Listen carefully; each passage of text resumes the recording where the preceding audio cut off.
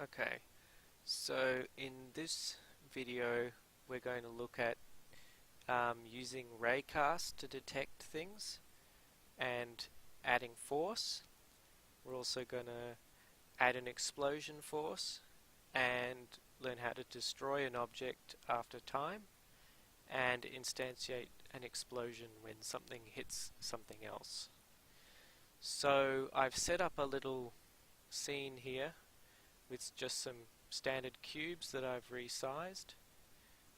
These are just stretched cubes, and to set up my little boundary I've used the vertex snapping tool, which is when, if you're in the move tool and you hold V on your keyboard, you can actually move it from vertices and it snaps to other vertices. So it's a easy way to make sure that you get absolute positioning on your objects. So holding V for vertex snapping.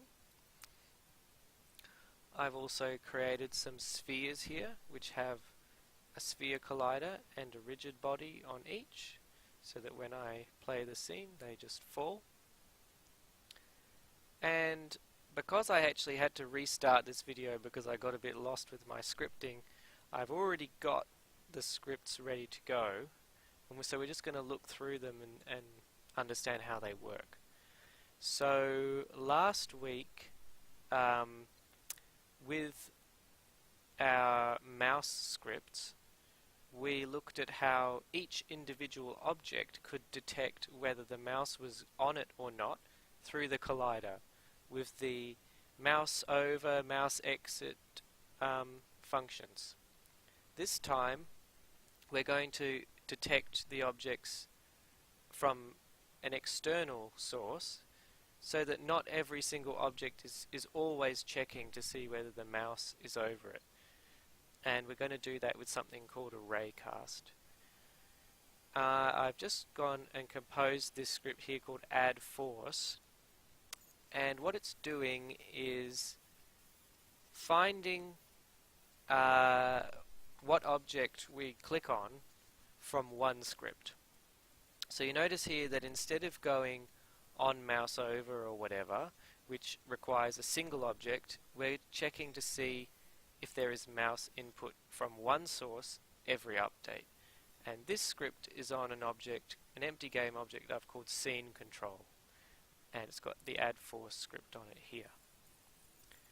And what we're doing here is we're setting up, this is a generic kind of Raycast construction. And a Raycast is like firing a ray from a certain point, like a little laser, and seeing what that laser hits. And whatever it hits, it gives us back in the form of hit data called the Raycast hit. So we're creating new Raycast hit data called hit, and a new Raycast ray called ray. Ray. New ray called ray. This little expression is taking two-dimensional camera coordinates and turning it into, well, it's taking the input, the mouse position of our mouse in 2D coordinates, and turning that into a coordinate for the Raycast to begin. So you imagine if I'm moving my mouse around here, it's firing a ray from my mouse and towards into the world and seeing what I hit.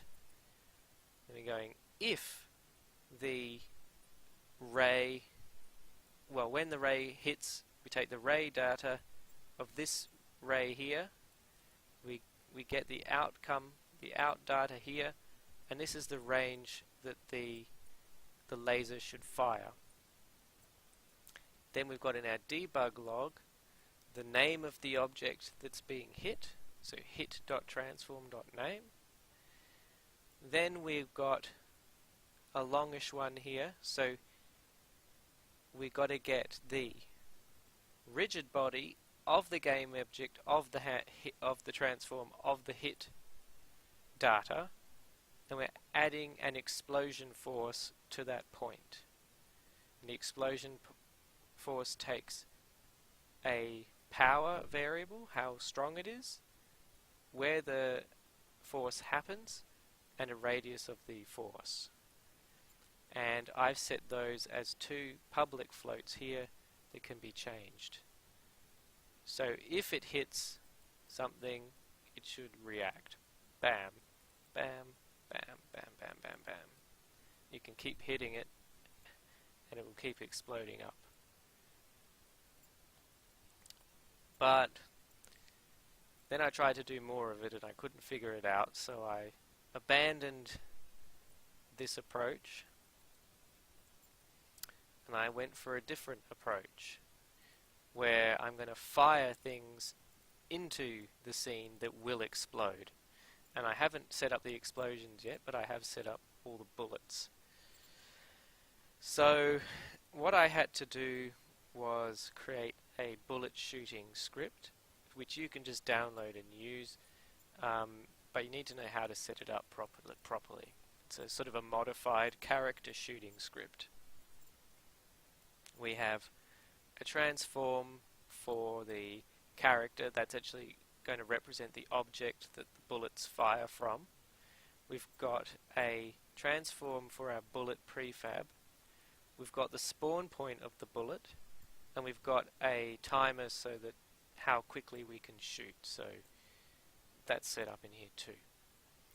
So if we click down on the mouse button and we're able to shoot because of our little timer, we calculate the interval for the next shot. Then we also have a raycast where we're getting the mouse position and seeing where we hit. And then I've got a little debug here drawing the we can get rid of that there, drawing the line. Then we've got an instantiation of our projectile, of our bullet, and then we are adding a force to the bullet to give it some velocity to go forwards. Now there's more involved here. I'm just going to tell you how to set it up. Alright, so I've disabled some objects here. I'm going to enable that again. This object here is an empty game object that follows the position of the mouse. So if I start my game and I move it around here, you can see that that object is following where my mouse is in the world space. And that is here, mousefollow.cs, which will also be available for download. You can get it basically gets the mouse position on the screen, flattens out the Z value so it doesn't move forwards and backwards, it just stays still on the Z position, and then moves the object to the coordinates that the mouse is at. And the only reason I've done this, because you don't necessarily really have to do that, is because I wanted to have an object in the space that was attached to my mouse position, so that my gun cube, which is going to be here, I'm going to turn it on, looks at that position. You can see that this cube is moving and looking at the mouse position. It's actually looking at this mouse position object with a script that's called lookat. We open that up here. Lookat.cs. It's just a very simple script that says every update transform.lookat, which is a function, then you put in an object here or a transform value and it always looks at that object. This is a script that's used in many games for making things like grass. If you play a game like Oblivion or something, the Elder Scrolls game, and you look down at the grass and the leaves in the trees are always following the player camera, or the player. And when you move around them, they always move to look at the player. So that's a very common expression, transform.lookat. So this cube, and what it does is it orients the Z axis towards the object that it's looking at. So if I turn on, if I give this No, we don't have any mesh data, so we can't see it. It's always going to be invisible. This cube is actually looking at that mouse position. You can see. And then I attach my bullet shooting script, that was this one here, this complicated one here, to that object. I created a prefab for my bullet, which is just a sphere. So let's get our gun cube, which has look at and bullet shoot. The bullet goes into the bullet one here. The character is itself. This is the character that's shooting the bullets. The spawn point is going to spawn from the mouse position object I set it as, because the mouse position object doesn't have any colliders or anything on it, so if it spawns from there it's okay, whereas if we spawned it at the cube, the collision data might have hit it, although it doesn't actually need that collider, but whatever. And then your interval for shooting. And you'll watch this window here, you'll see a debug line, that's this one, debug.draw line, firing, flashing as it shoots my bullets. And they only shoot, I can't shoot them into the air because my raycast can't hit anything. It only fires when it's able to hit an object that has some sort of collider data. I could put a huge invisible collider behind it if I wanted to be able to shoot things into the sky. In fact, let's try that now. If you create a cube here, let's make it really big, but we'll make it invisible by turning the renderer off. You should now be able to fire, yep, into the sky, except they hit an invisible wall. Invisible walls are useful if you want to create boundaries for things. Now, so we set up this interesting little ball pit, but look, I'm gathering all of these bullet clones. That's not very good, because what if I kept playing and I just had more and more of them, and they all have physics and they're all chugging up our computer? Well, what I can do is I can create a timed, in fact it might even be on my prefab, I think it might already be a component. Yes, timed object structure. It's a built-in component that you can add to your bullet. It's very simple. Timeout, make it 1 second, and it will destroy after 1 second. The bullets, see, they don't last forever. They'll just delete themselves. But what we could also do is instead of the timed timeout, maybe we want to make that longer, and we'll say when it hits something, destroy it. So we could alter this. Actually, let's not alter the built-in one. Let's make our own. Create C# script. We'll go collision destroy, and we will say this is. Let's wait for that to open up. Come on. Try that again. There it is. We'll delete this and go use our void on collision enter. We need to go collider other, is it? I always forget that. So I don't think we even need to have that variable in there. We could just go destroy game object. So if we hit anything, we destroy ourselves. If you want to make that conditional on a certain thing, you need to put that variable back in there and go if the collision name is a certain type, like we did in week 1. Let's try that. We can just put that onto our bullet prefab, collision, why is there two? Oh, I've got already one here. That's from another project, I don't need that. Alright, so if they hit anything they should... no. Prefab. Ah. I must have put the wrong one.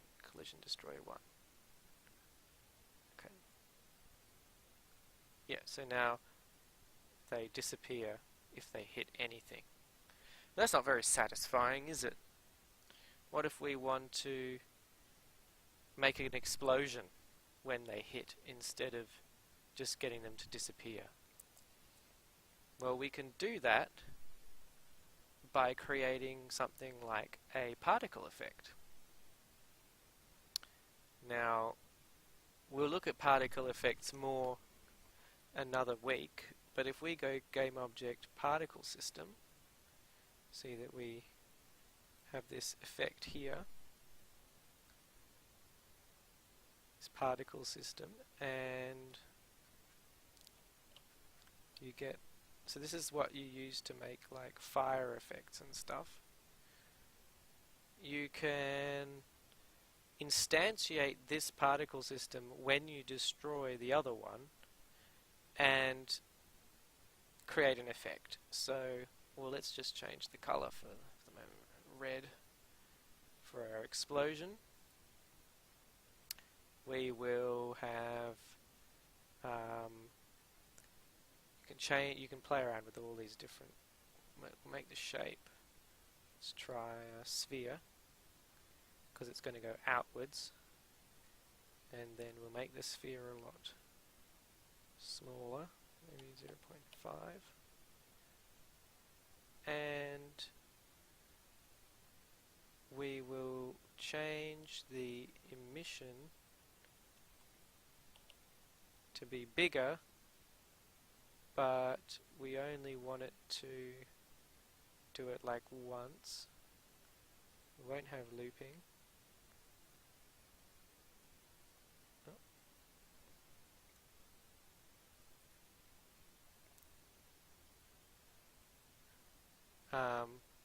Well, let's just start like that for now. We'll make particle system, we'll call it explosion, and then on our explosion we'll add a timed object to structure, so the explosion only happens for like half a second. We'll make our explosion a prefab, and on our collision destroy script we'll go destroy, but then we'll also go instantiate, and we'll create a variable for our explosion, public game object explosion, instantiate explosion,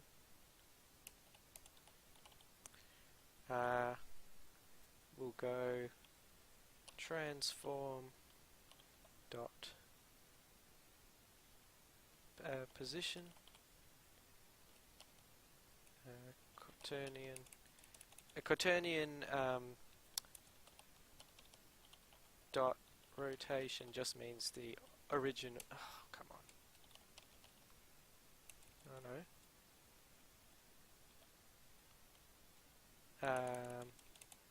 Okay, we won't use that. We'll just use transform dot rotation.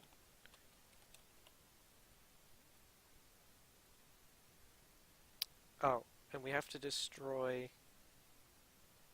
this after we instantiate, otherwise it won't ever instantiate.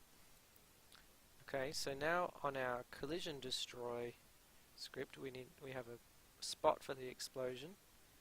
Our explosion only lasts for 0.5 seconds. Let's see if this works. There we go. and I think the explosion's lasting a little bit too long, so we'll bring that down to 0.2, and we will splat, splat, splat. And we'll look at improving the look of the particles in another class, because we can use all sorts of substance designers and things like that to make that look cool. But now, what if we want to add an explosion force to where our collision happens? We could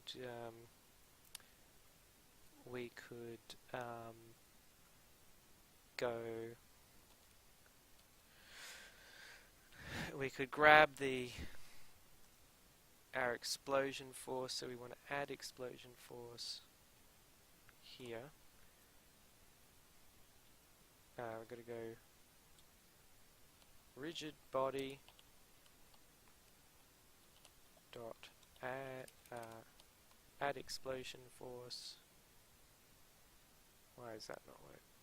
Rigid body dot add. No.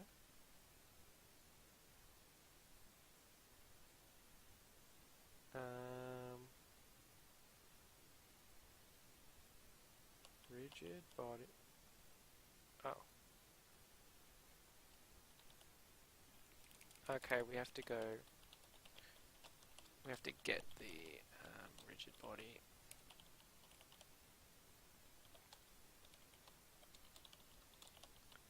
Add explosion force. Then like the power of the force, the position, transform dot position, and then the radius. No.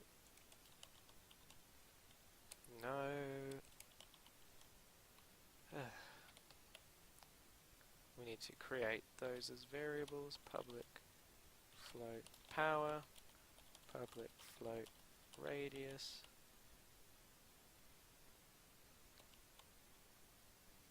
Let's see now, and that's in our bullet that we're working. So power 100, radius 100, just to see. I really hope it affects. It doesn't really feel like it only applies the force to the one object. We make that 1000 and we make that 1000.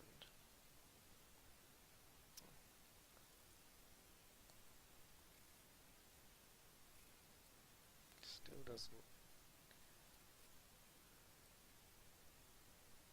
It does have a bit more of an effect, maybe. Let's try. I'm going to try and make this even bigger.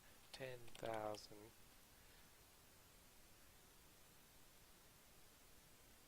No.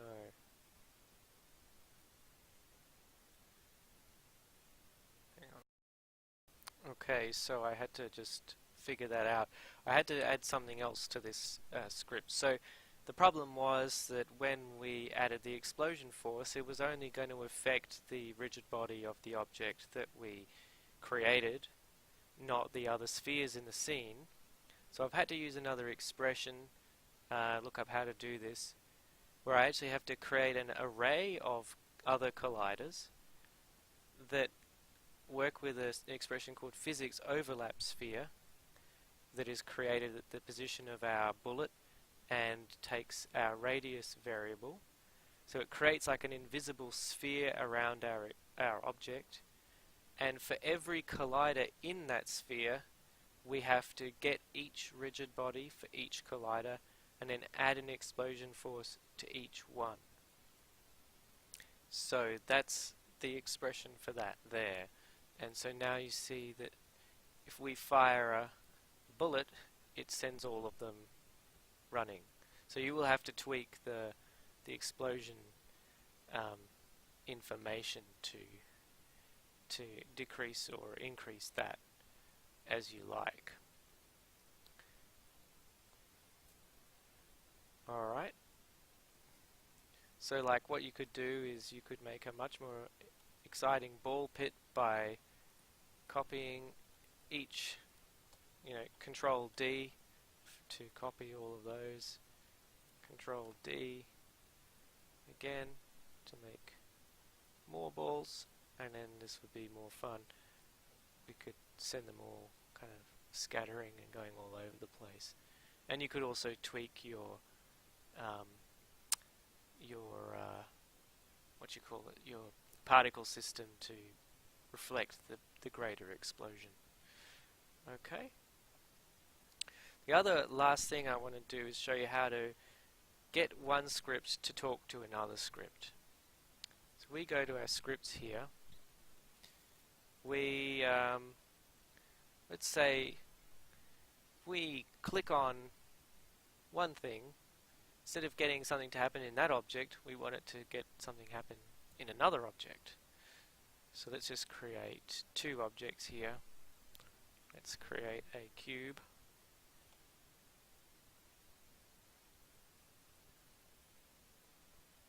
Here, and a cube here.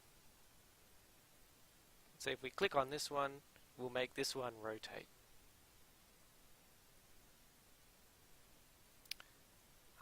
So what we're going to do is we're going to go create a C# script called rotator, rotate from other cube, and on this one we'll go click this cube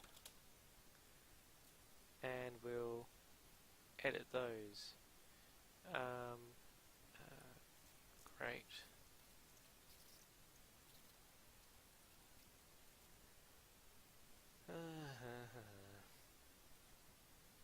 Right, do that again.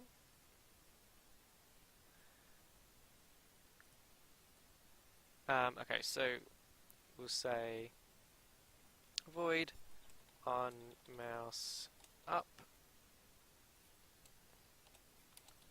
Is the mouse button up? I can't remember. And I want to show you that here you can create a public variable that's of another script. So here we're going to get the whatever I called it, rotate from other. We can go public rotate from other and put in that other object if we attach the rotate from other script on it. We'll call it other cube. Alright. So on this cube we're going to click this cube, and we have a place for the rotate for other, and on this one we put the rotate from other script, and now because this is now recognized as another script, we can drag our cube 6, which is this one, into that one, and it recognizes that. So that means if we go to our rotate from other script, we're going to create a function called void rotate, and then we'll go transform dot rotate. We'll just do it 10 degrees on the y-axis. So we create this function here in rotate from other, and then we go back to our click this cube, void on mouse button up. We can go other cube dot let's not call it rotate because that will be cool. We call it void rotate cube. We can go back into here and go rotate cube. Hopefully. We can't because this needs to be a public void. Public void rotate cube, other dot rotate cube. And it's as simple as that. In one script, you create a variable for the name of the other script, and then as long as this function is public, this one can call it by going rotate from other dot rotate cube here. So let's see if that works. Oh, I might just turn off my my other scripts for this.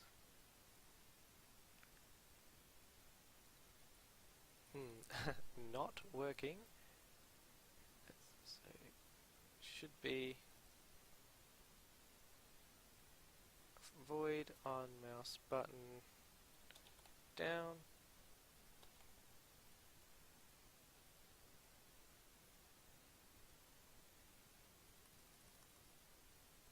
Hang on a second.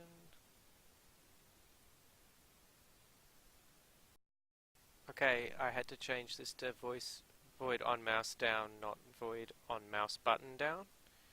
So now when we click this one, the function in the other one is called. Okay, so that's how simple it is to get two scripts to talk to each other. Again, that's creating, let's just close these, one script that has the other script as a variable, and you put the other script on the other object, and you drag that into there. Okay, that's going to be it for now.